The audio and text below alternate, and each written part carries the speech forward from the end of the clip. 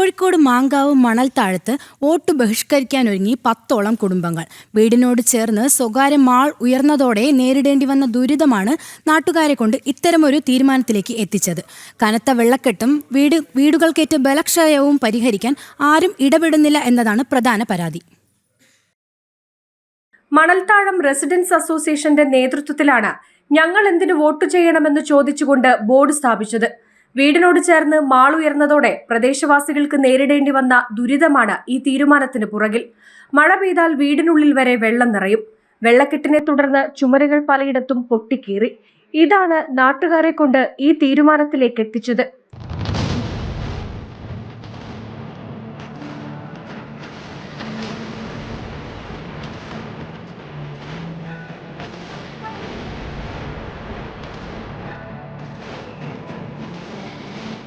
ഏത് ഒരു വീടിന്റെ ജപ്തി ഉണ്ടെങ്കിലും അവിടെ ലുലു ഗ്രൂപ്പ് കൂടി എത്തിയ ഓരോ പ്രശ്നങ്ങളൊക്കെ ഏറ്റെടുത്തു. അത് പത്രത്തിലും TV ന്യൂസിലൊക്കെ വരും.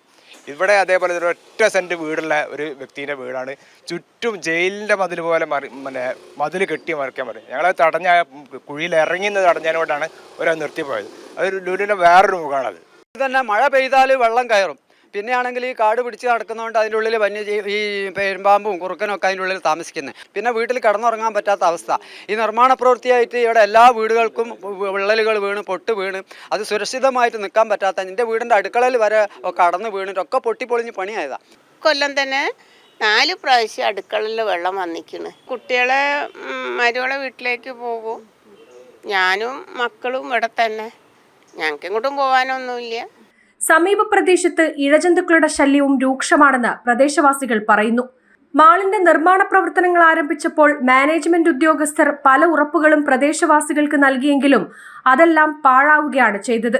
ഇതോടെയാണ് പ്രദേശവാസികൾ വോട്ട് ബഹിഷ്കരിക്കാൻ തയ്യാറായത്. പാവപ്പെട്ട ആളുകളെ സഹായിക്കാൻ എല്ലാ രാഷ്ട്രീയ പാർട്ടികൾക്കും ഉത്തരവാദിത്തമുണ്ട്. അതിനാവശ്യമായ ഇടപെടൽ നടത്തണം. ആരും ശ്രദ്ധിക്കാൻ തയ്യാറായില്ലെങ്കിൽ വോട്ട് ചെയ്യണോ വേണ്ടയോ എന്ന് തങ്ങൾ തീരുമാനിക്കുമെന്നും പ്രദേശവാസികൾ ഒരേ സ്വരത്തിൽ പറയുന്നു. ജനം, കോഴിക്കോട്.